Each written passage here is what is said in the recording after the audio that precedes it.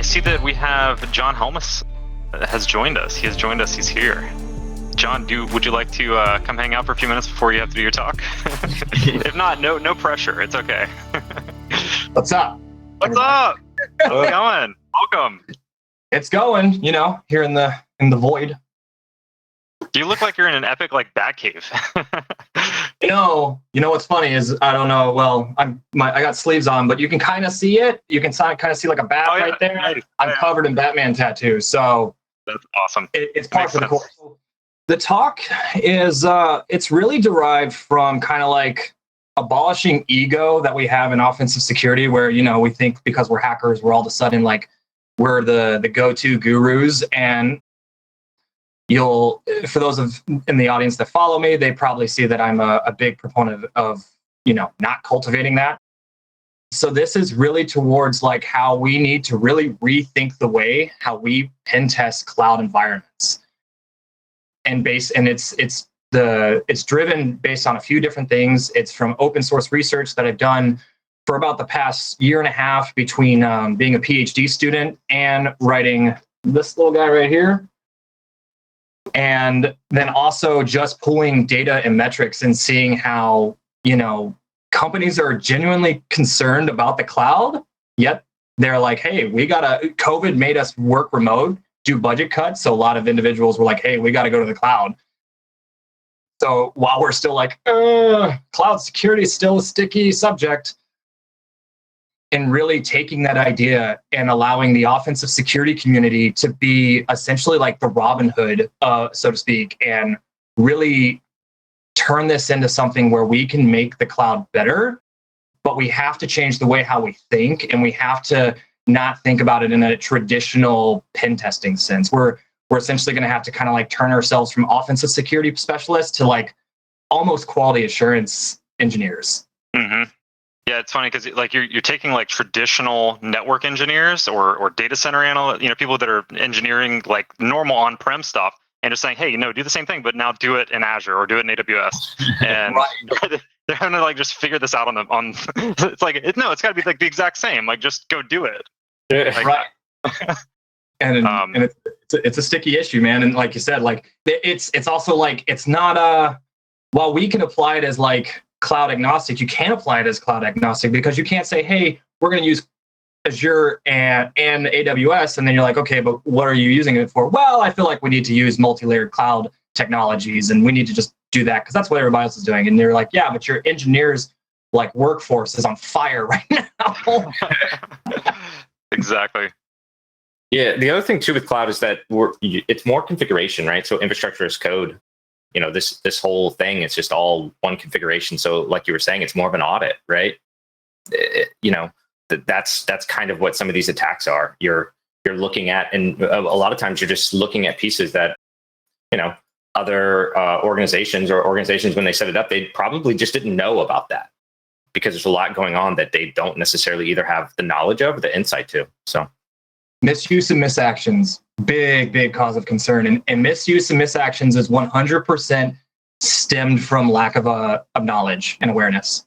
We're on the forefront of seeing something great, but at the same time, we've always understood that with usability comes security. And of course, security is always that's the pain point, right? To sell. And the cloud has got such a high impact on usability that security, they're just like, they put security into the services, right? Well, kind of. And then, okay, well, don't worry about the rest. We'll just worry about it later. Well, they're like, this is a big company. They must be securing this stuff for you. And right. Really what they're offering.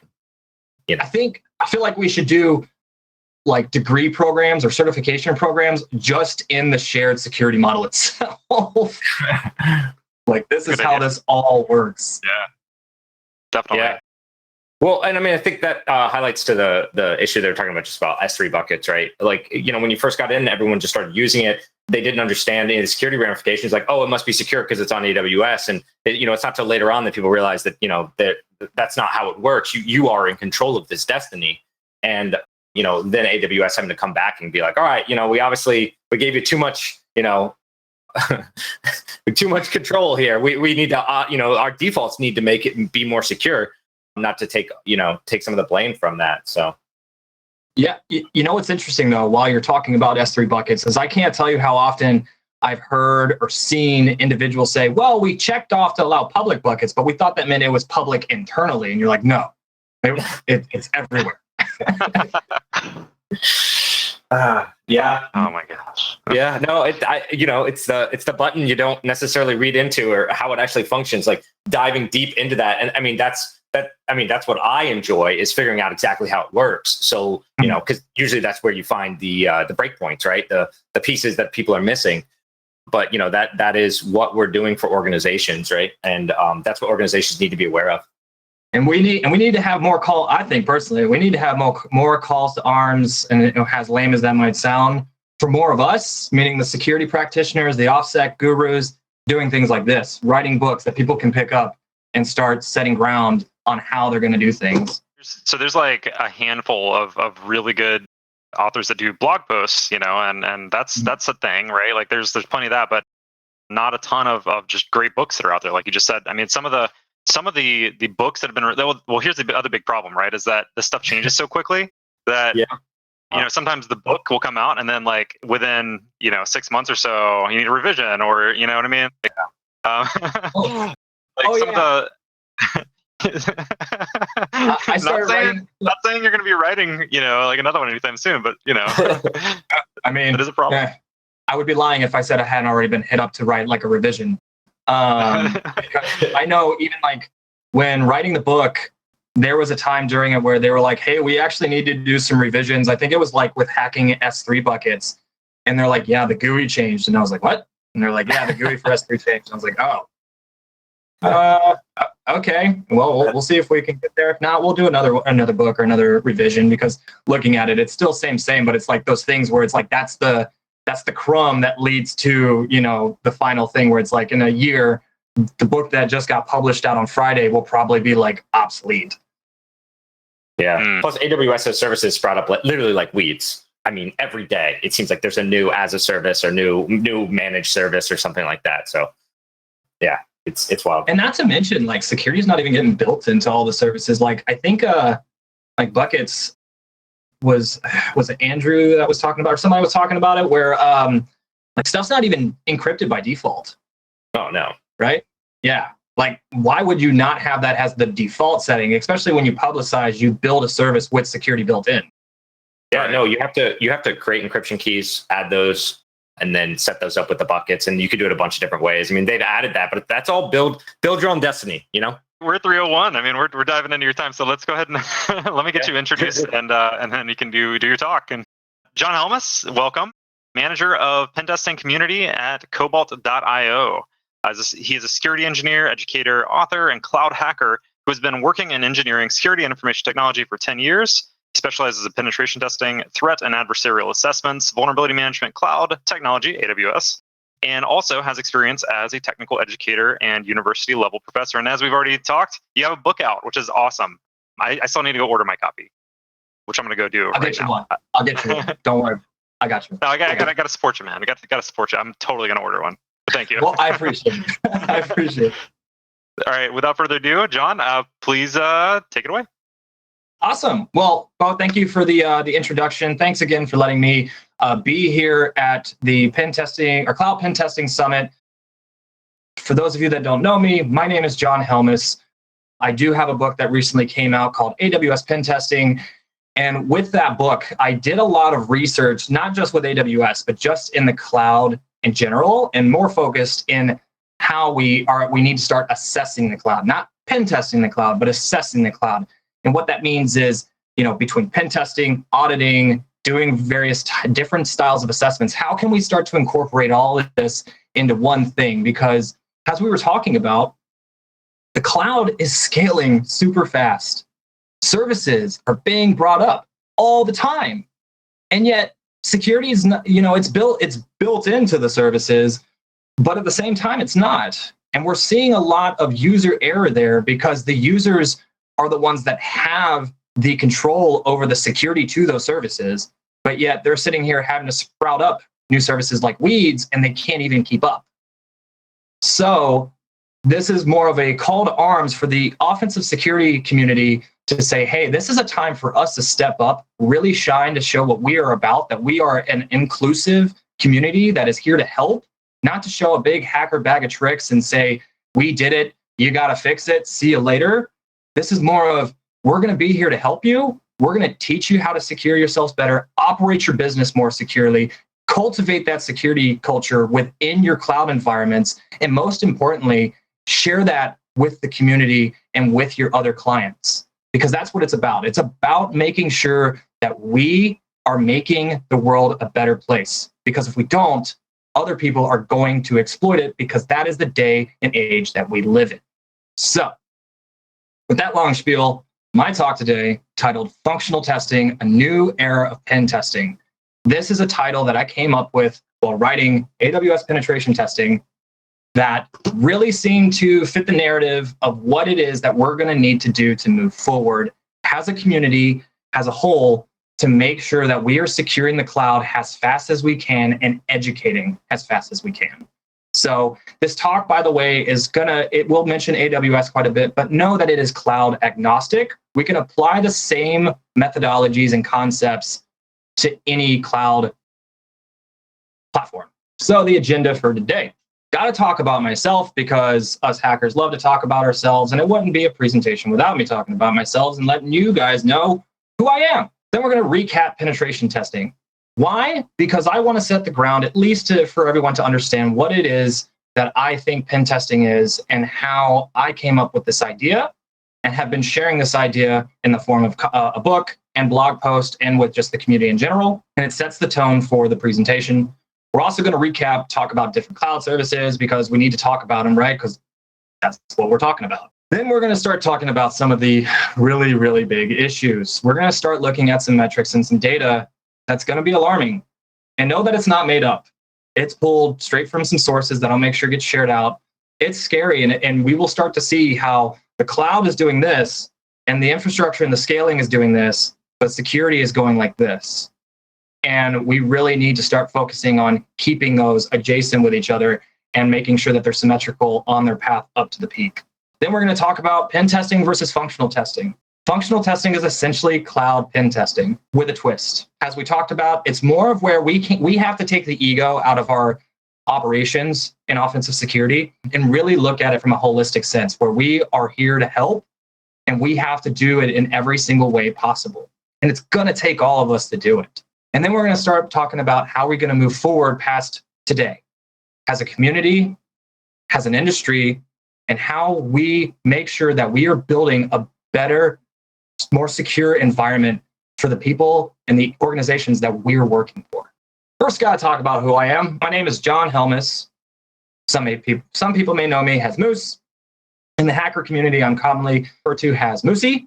As you can see, I do a lot of things, and we're going to talk about them. And just know that this is not a seminar about time management. If you want to know about how I do all these things at one time without burning out completely, please feel free to ping me after the talk. So I'm the manager of the pen test community at Cobalt.io, also commonly are well known as Cobalt Labs. There, I work with the pen test community and the pen test operations and really help solidify the relationships between those two entities and make sure that operations are efficient for the pen test community and that the pen test community is efficient for the pen test operations. I'm also the founder of the recent platform Offensive Security Interviews. This is a platform that I use to create an inclusive, accepting community of offensive security practitioners or enthusiasts trying to get into offensive security and allow them to be on a podcast, which we host on Spotify and YouTube. We have a forum where we do offensive security questions of the day, talking about anything from cloud hacking to reverse engineering. And we also welcome anyone who wants to submit feedback in the sense of a mentorship kind of question, where we do something called Free Mentor Fridays. And every Friday we post out answers to questions that have been asked from the community. That as well is on Spotify. We also allow individuals to submit technical write-ups to help illustrate what they do, in a technical sense, to help illustrate and highlight their technical capabilities, because one of the biggest issues of getting into offensive security is having to illustrate what you're technically capable of. I'm also an online professor at the City University of Seattle and National University. I teach bachelor, graduate level classes that range from basic cybersecurity to red teaming and offensive security. So please feel free to look up the programs there if you're interested. Please feel free to ping me if you're interested. I'm also the author of AWS Penetration Testing that was just published and released this past Friday. I'm a PhD student at the Dakota State University, getting a PhD in cyber operations. Graduate date TBD. I'm more for the journey rather than the destination. So hoping to get it in the next 3 to 4 years, but we'll see what happens. If it takes 5 to 7, that's so be it. I do have a master's of cybersecurity with a focus in ethical hacking and pen testing from National University. And I have a long alphabet list of certifications. The biggest one that I like to hold, or that I like to talk about, is that I hold the OSCP, the Offensive Security Certified Professional. So that's me. I don't hold any SAN certs. Somebody asked me that recently. I don't have any SAN certs because I don't have that money. Pen testing, what is it? So essentially, it is a simulated attack that we run on systems, infrastructure, corporations to highlight what's going on with them that they may or may not know about and how to make it better. However, as we'll see, it can cause issues if we only teach or tell them so many things. Also, if we just, hack and ditch, meaning we tell them what's wrong, give them a report, and we say, bye. So it's really more than that. It's a lot of research. It's a lot of soft skills, engagement, things like that, where we're having to talk to them and talk about what it is that's going on. Also, from a practitioner standpoint, we need to do a lot of research. It's not all like hacking, hands-on keyboard, writing scripts and exploits and launching it all over the place and doing CT server shell callbacks, whatever you want to call it. It's not all about that. And this is very, very important when we're talking about cloud pen testing. Very, very important. Because as we go through this talk, you'll notice that there's not a lot of typical pen testing applied to the cloud. There is, but there also isn't. And we'll talk about that. But something that I've noticed with cloud pen testing is engineers, analysts, technicians, they don't always know what's going on with the cloud, with their own cloud environments. They were told by leadership, hey, we got to shift and lift and shift all of our stuff to the cloud. And they say, okay, well, we got, give us the resources, we'll do it. And they don't always understand the security of it or the security implications. So what does that mean for us? It means this is a time for us to actually have these real discussions, these real pre and post and concurring pen test meetings during a pen test to really talk to them about what's going on with their cloud environments, because they may not know. And it's very likely that they don't know. And we'll talk about that with some metrics and some data here.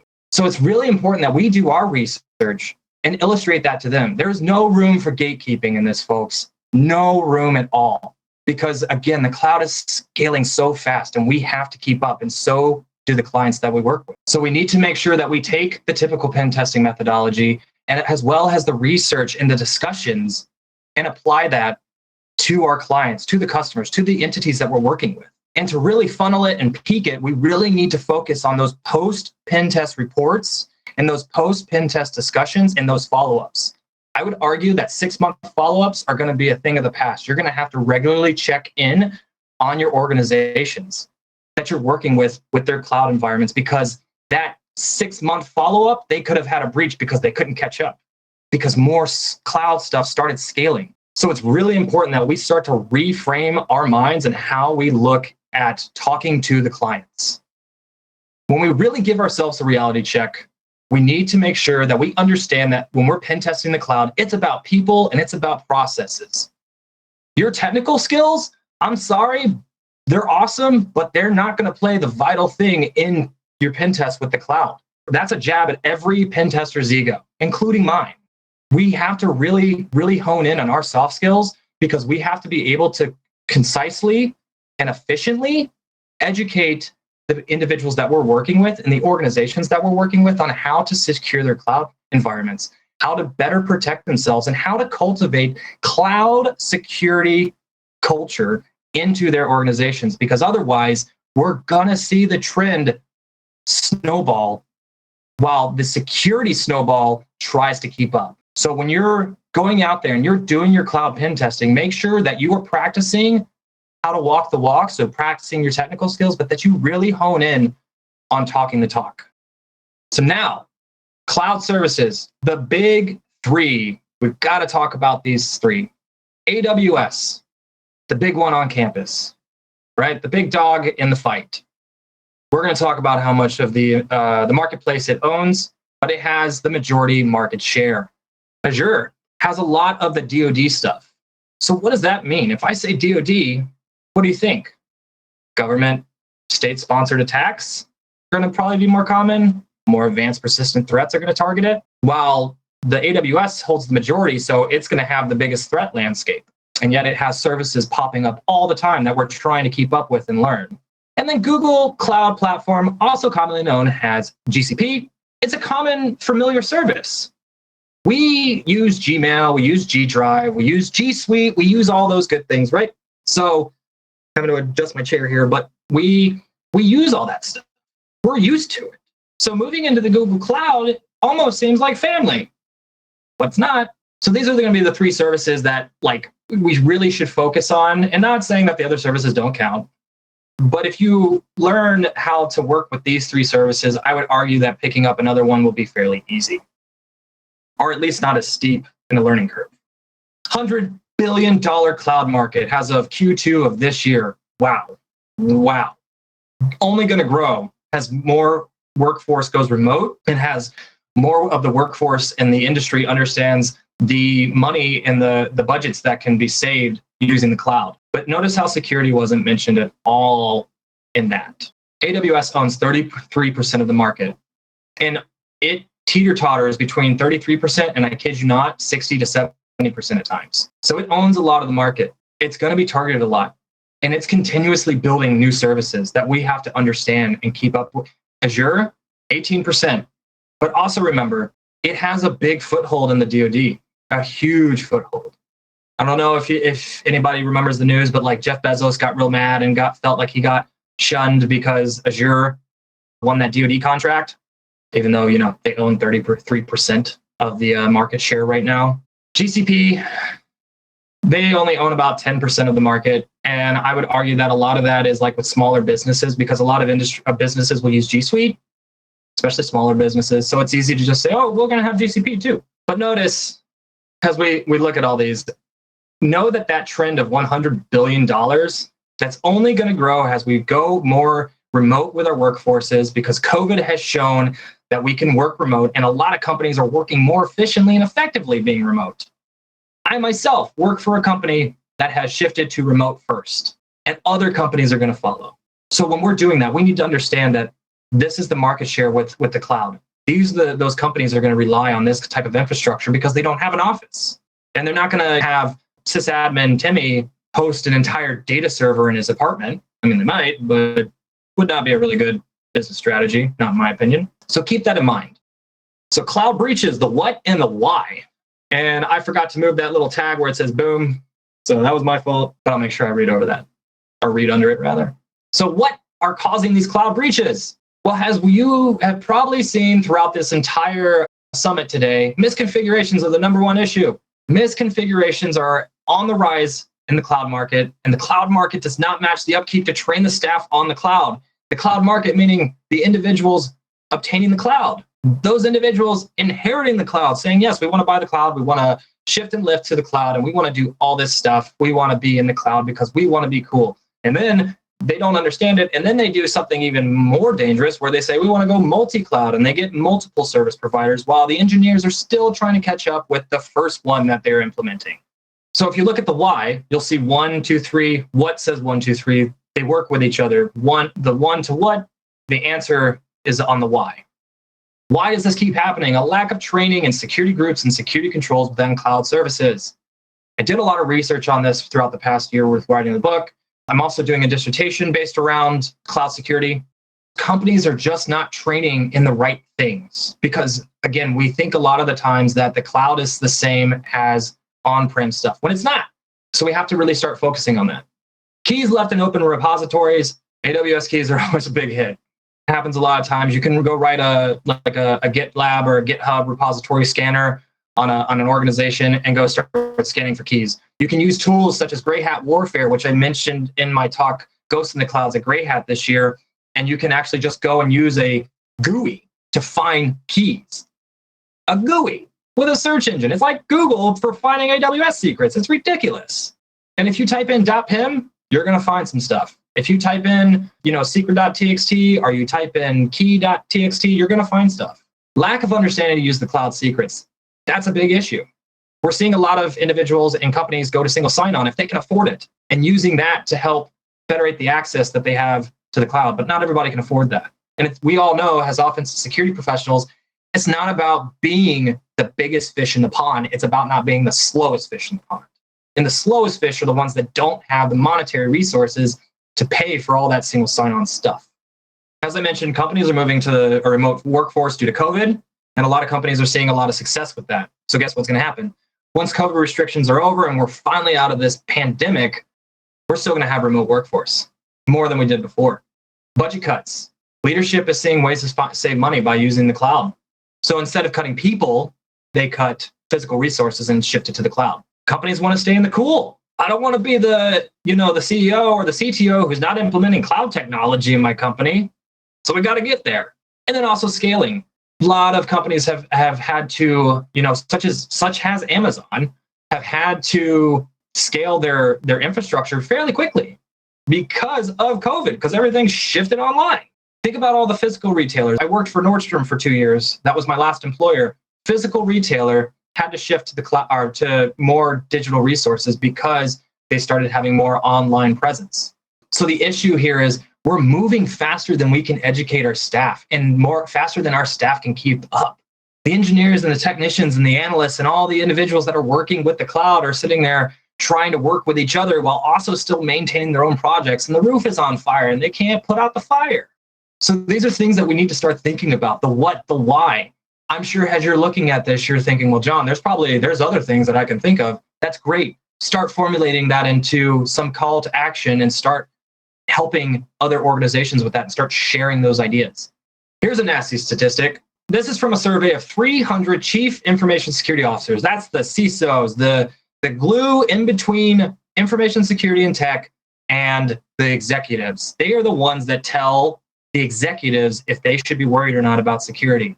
Nearly 80% of CISOs of these corporations, which were derived from various resources from small, medium to large companies, said, we are worried about cloud security and we have been breached in the past year and a half. They've been breached. That means, I did the math, around 240 companies out of 300, and scale that number forward, have been breached in 18 months. Wow. Then almost half of the survey reported that they had been breached, that they had 10 breaches in 18 months. That means almost 2 breaches a month. Would you want to go shop at like Amazon, or would you want to go shop at your favorite online retailer if you knew they were getting breached twice a month? What? This is the stuff, folks, that we are looking at. This is the stuff that we are seeing. People are worried. Industries are worried. The workforce is exhausted from trying to keep up with this. And we're using the same things that we have been using over the past 10, 15 years, and it's not working. It's not working.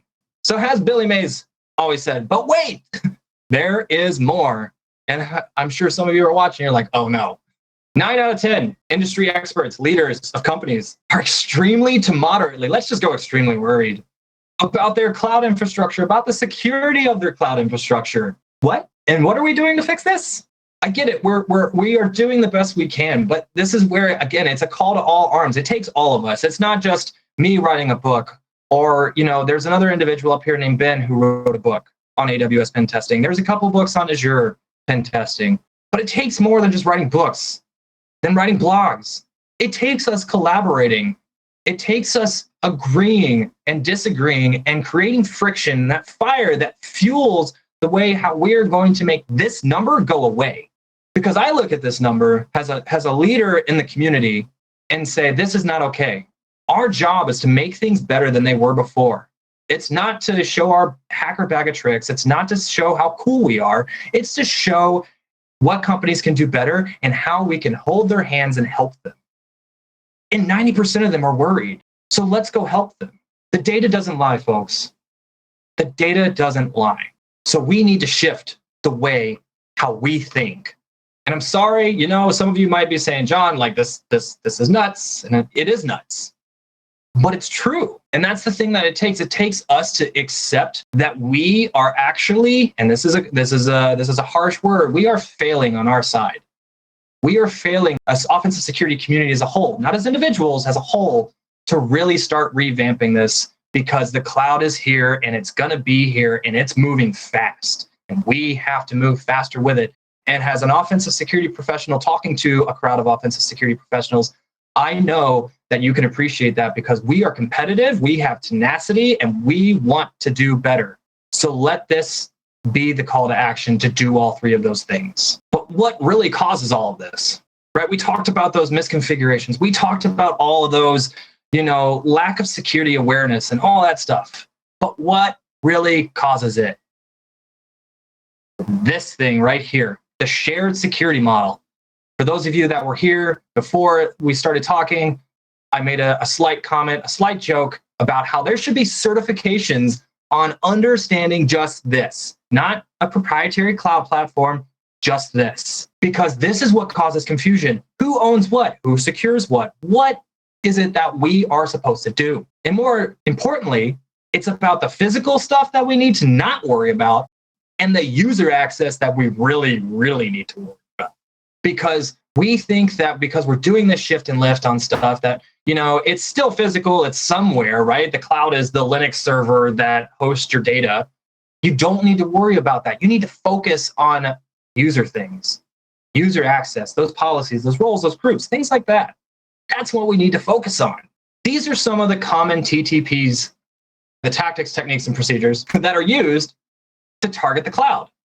Now, you'll notice some arrows pointed next to two columns I want to mention that are important because they are actually variables. They are not static to the old cliche or the old methodology or traditional methodology, whichever way you want to put it. 45% of cloud breaches featured some type of hacking. What does that mean?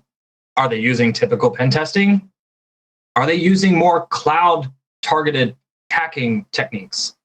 What does that mean? Social attacks, social engineering is all, for the most part, it remains the same. Casual events, malware, things like that. Those are typical things that we think about. But the hacking techniques is something that you really got to focus on.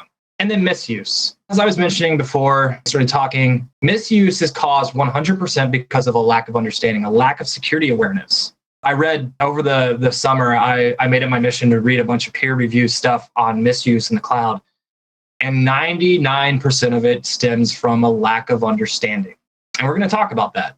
We're going to talk about what that causes and why we need to use functional testing to detect it, or to at least be proactive in preventing it. And then the right side of the screen, these are just who's behind it, right? And while that's a good number to know, it's not really targeted to this talk. 85% confirm that legacy security solutions don't work. And while this does say AWS, remember, this could be cloud agnostic. The way how we do things isn't working, folks. 85% agree that it's not working. It's not working. So don't be that 15% that says, well, it's working. Be in the 85% that says it's not working and we need to fix this. Because the tools that we use have limited functionality with the cloud, right? So if you go on GitHub, you'll see a lot of new tools, things like that are being spread out. And that's amazing. And we need to keep doing that. And we need to make sure that those get shared out. And we need to make sure that there's resources such as books, seminars, videos, training, certifications that publicize the way how to use those tools, not just install, fire, and shoot. 23% of our traditional network security tools don't work. I'm starting to get redundant here. This doesn't work. We can't do it like this. We got to stop, because otherwise those numbers that I just told you are going to keep growing. Can we fix it?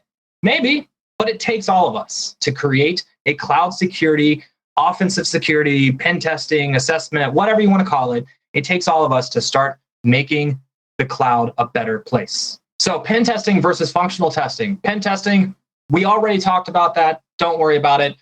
Typical vulnerabilities, all that good stuff. Mix between automated manual tools. You get this, you understand it. Functional testing, we need to understand that security is actually built into those services. We need to understand that, hey, S3 buckets are, they're blocked by default. So we need to make sure that we look for things that aren't blocked rather than going and looking for things that aren't blocked, right? Because otherwise you're just going to waste time. And that's only one example. We can incorporate our standard pen testing tactics. We can still use the same methodology, testing stuff that we have used in the past, but we really got to focus more on how is it that we're going to fix this.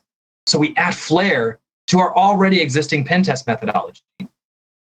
We start looking for those systematic vulnerabilities and processes, people, the operations of a company and how they are using cloud technology. When we get into the technical and the granular stuff, we need to look at the IAM policies. We need to look at the group policies. We need to look at the roles. We need to look at how that is being used within the organization from a high level to a granular level view. And while you might think, John, that's a lot of work, it is a lot of work. But folks, we're at the beginning of the journey, and it's always the first steps that are the hardest. So we have to, as a community, learn how to automate this together. And I know there's plenty of companies out there sharing tools and all that good stuff, but it takes all of us to keep that trend going. You can't just have the premier cloud company. We have to be the premier cloud advisors. We have analyzed and evaluate security posture from a quality assurance perspective. And we're going to talk about that here in a second, because we have to look at things from a QA engineering perspective. We can't think of it just as in an offensive security perspective where it's like, oh yeah, we're going to hack the planet and it's going to be great. We can't do that anymore. Not with this. We have to grow. We have to grow. And a big thing with functional testing is 77% of these attacks that we see when we're reading the news and we see these attacks that stem from cloud breaches, it comes from credentialed attacks. So why don't we just get the credentials to start assessing the environments? Stop black box testing, because it's going to do nothing but cause you a headache. You want to do a black box test on your cloud environment? Get a mature cloud environment over a couple of years and run a red team assessment on it.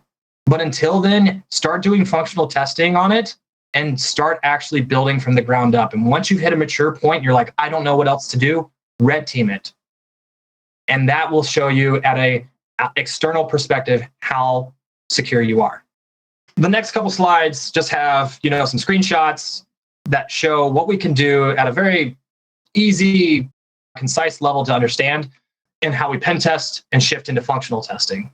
So on the pen testing side, you see that I ran an Nmap scan. If we were to scan an EC2 instance or some kind of host in GCP or Azure, we'd run an Nmap scan on it, target a port or whatever, and say, okay, we scanned it, we're good. We tried to log into the remote desktop service, we couldn't do it, clean bill of health. That's a typical way for pen testing. But we can't do it for the cloud. We have to get more granular and more in depth into it. We got to get those credentials to log into the environments via whatever command line interface they're using, and also into their CLI. And this is how we do it. This is the EC2 instance. These are issues right here. We need to check things like monitoring and termination protection. This is what misuse can cause issues at.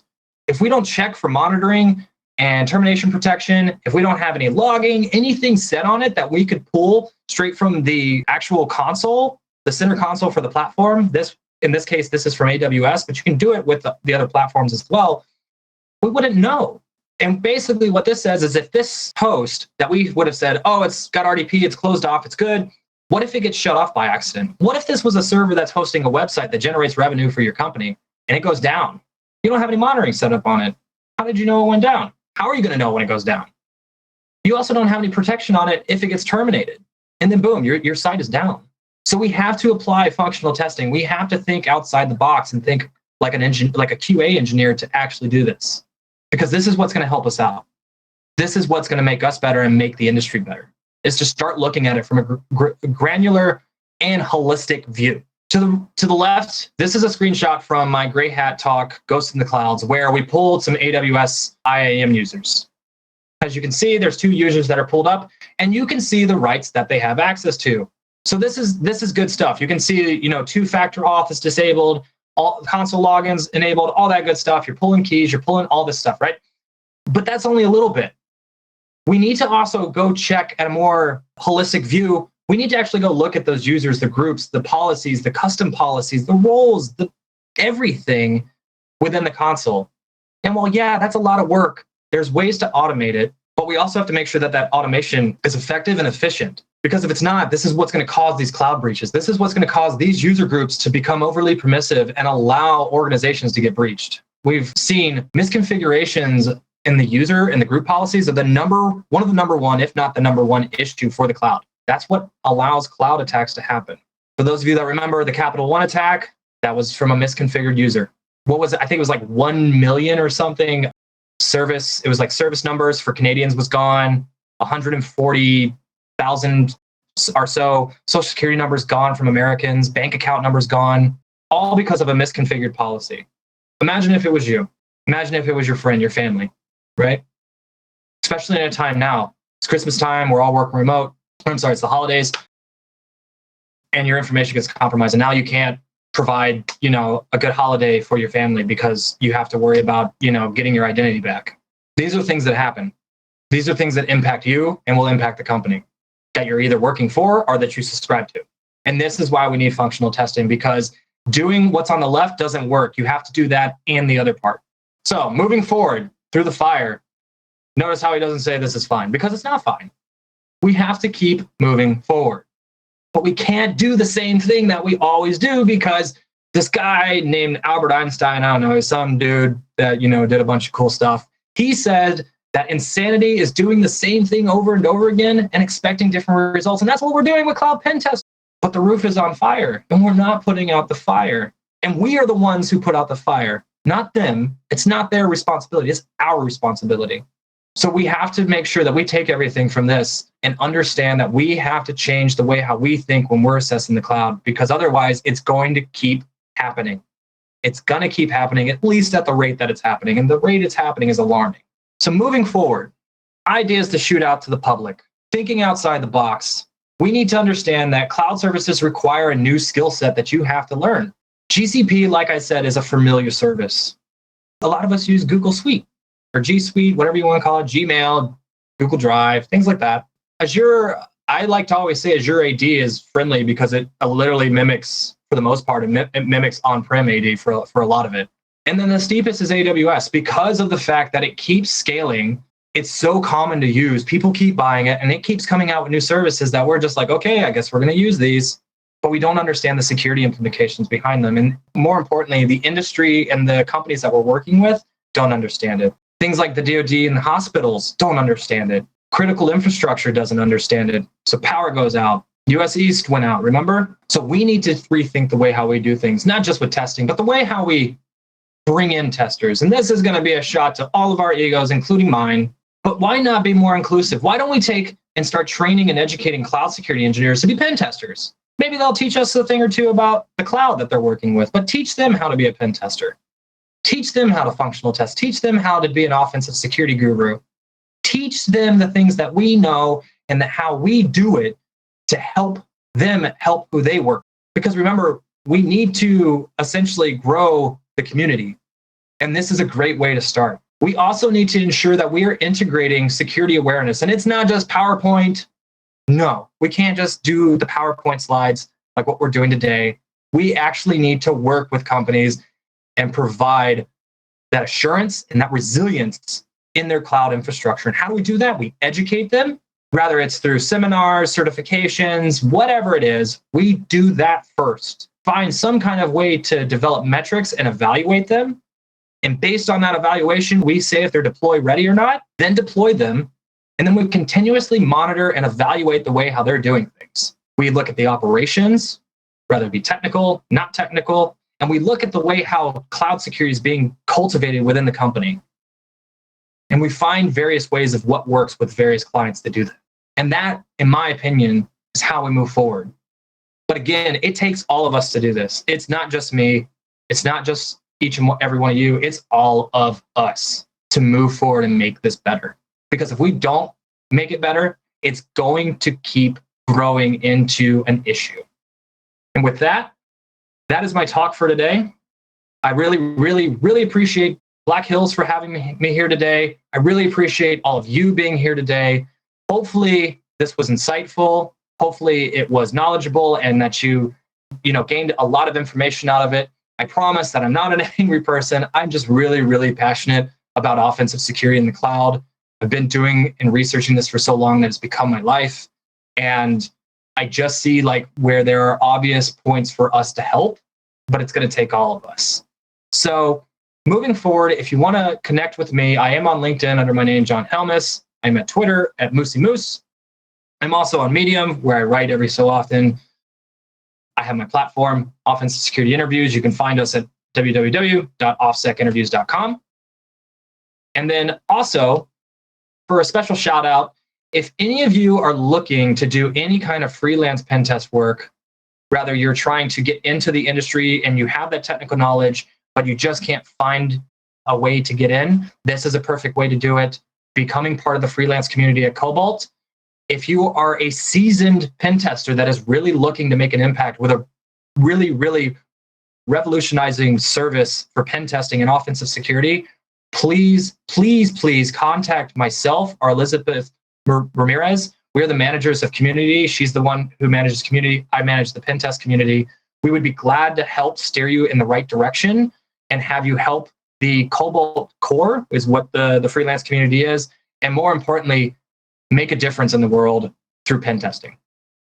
So with that, I'm up for questions and talk and banter. And I thank everybody again for showing up.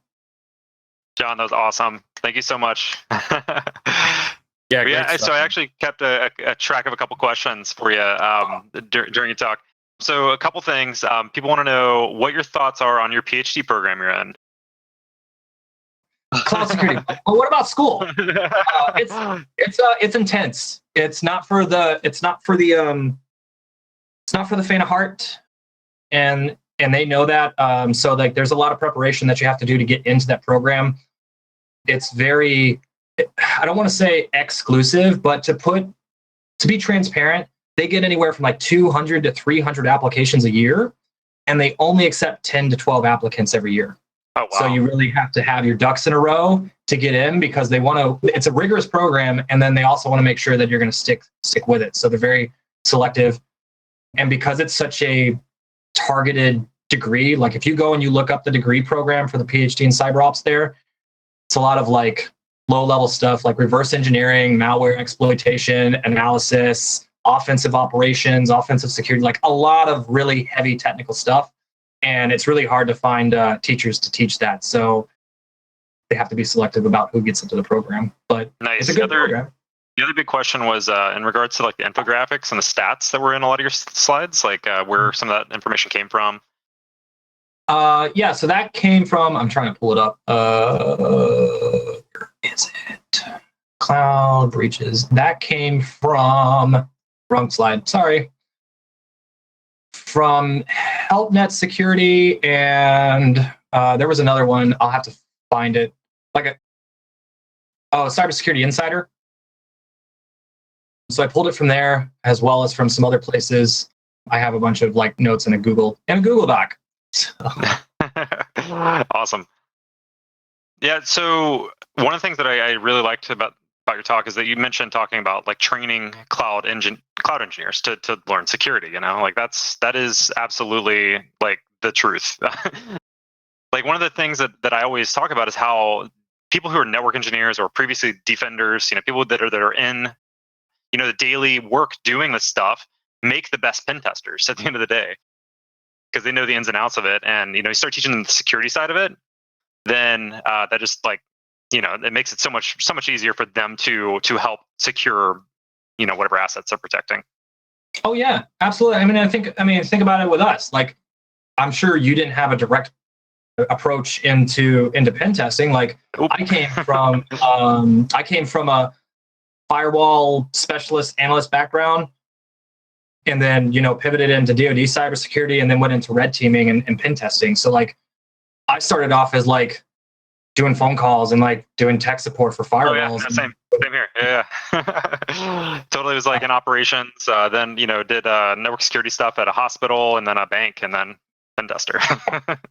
Exactly. So it's like, so why aren't we applying that same like concept to cloud? It's like, there's so many cloud engineers out there. Like, why are we not just teaching them how to do some pen testing? It's almost like I meant to say it during the talk and I forgot about it, but it's like when we're sending astronauts into space. It's like, do you take a pilot and teach them science, or do you take a scientist and teach them how to be a pilot? What's the easier part of the equation, right? And I think we'll see that if we just start taking cloud pen testers, it's a lot easier to take a cloud security engineer and just teach them pen testing, rather than taking a pen tester and trying to teach them cloud security. Exactly. Yep. So let's see. Let's see. Are there any more questions? Can we have a link for joining? Somebody wants a link for joining the freelance pen testers. Oh, yeah. You said just email you, right? Yeah, they can email me, or you can go to cobalt.io and just go to the career tabs, and you'll see Cobalt Core, and that's the freelance community. And you'll get an indirect way to work with me because I'm essentially the manager of the core and the community. Me and Elizabeth are, so you'll see me a lot. Based off of this talk, though, the way how I was displaying myself, that might be not a great thing. Oh no, dude! It's totally just passion. Like that's you didn't come up angry at all. That's good. I can see the passion.